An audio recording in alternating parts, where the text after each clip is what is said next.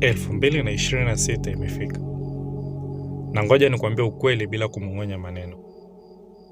Ikiwa mwaka huu utamalizika kama mwaka wa kawaida tu, ni kosa lako. Sio uchumi, sio hali zako, sio bosi wako au shule yako. Wewe. Lakini ukweli ni huu. Kama utachukua udhibiti, utachukua hatua sahihi, mwaka huu unaweza kuwa mwanzo mpya kabisa wa maisha yako. Inaweza kuwa ni mwaka ambao hatimaye unakuwa mtu uliyekuwa ukimuota kuwa.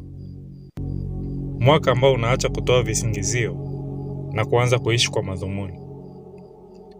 Usiogope.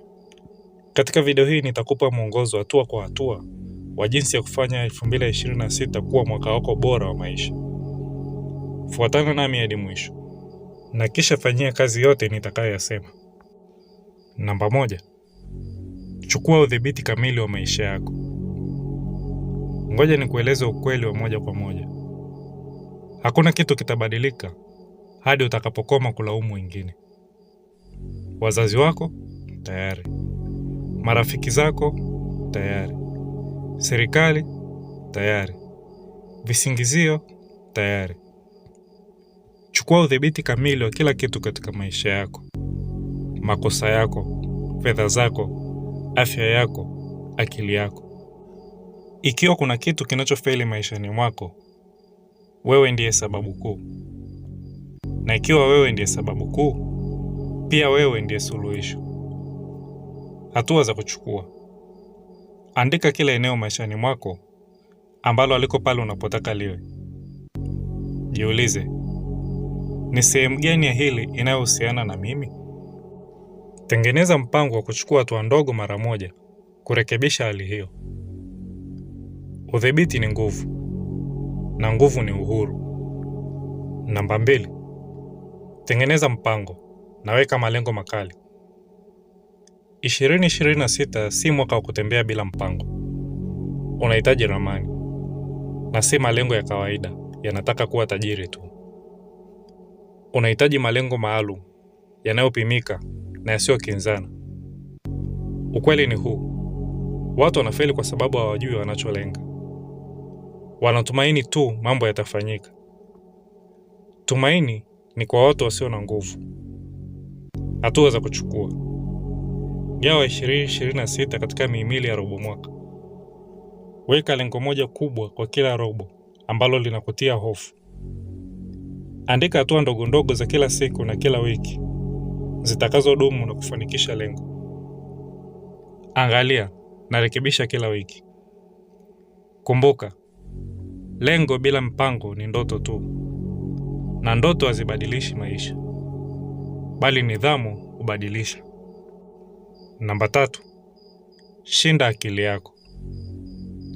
Unaweza kuwa na mpango bora zaidi duniani, lakini ikiwa akili yako ni dhaifu, utajaribu mwenyewe. Hofu, shaka, uvivu, vyote ni viwavi vinavyokula matokeo. Ukweli ni huu. Akili yako daima itajaribu kukufanya ujione mdogo. Itakuambia, usijaribu, ni ngumu sana, hauko tayari, labda mwaka ujao. Sauti hiyo ni uongo. Hatua za kuchukua. Anza kila siku na mafunzo ya akili. Kusoma maneno chanya, kuandika diary. Jiweke karibu na watu wanaokuinua, si kukushusha. Kubali hali zisizo za starehe. Mafanikio yanatokana na kufanya mambo ambayo hujisikii kuwa tayari. Ukweli mchungu, mafanikio hayaji kwa starehe. Ikiwa 2026 ni mwaka wako, lazima ujifunze kustarehe ukiwa huna starehe. Namba 4. Jenga tabia zisizokoma. Hapa ndipo wengi wanafeli. Wanategemea motisha.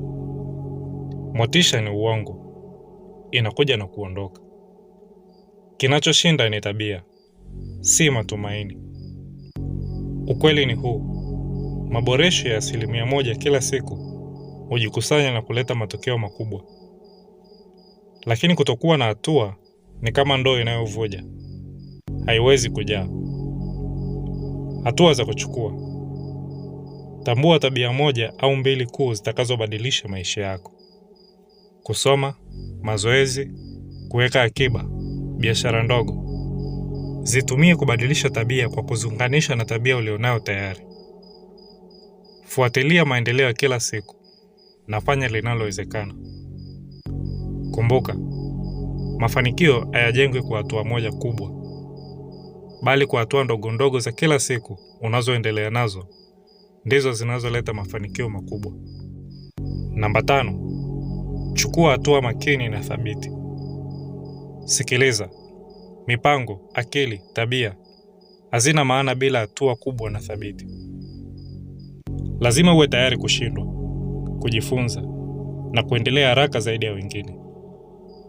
Hatua za kuchukua: chagua lengo kuu na chukua hatua moja kubwa leo. Shindwa haraka, rekebisha, rudia. Usisubiri hali kamili, haipo. Tumia kila kukiuka, kila kikwazo, kila kushindwa kama funzo kwa hatua inayofuata. Ukweli ni huu: bahati inampendelea jasiri. 2026 itamjali mtu anayechukua hatua, si mtu anayeota tu. Umepata kitu? Tuambie nini unafikiri kwenye maoni. Vilevile usiache kuonyesha upendo kwa kulike na kusubscribe. Hadi wakati mwingine.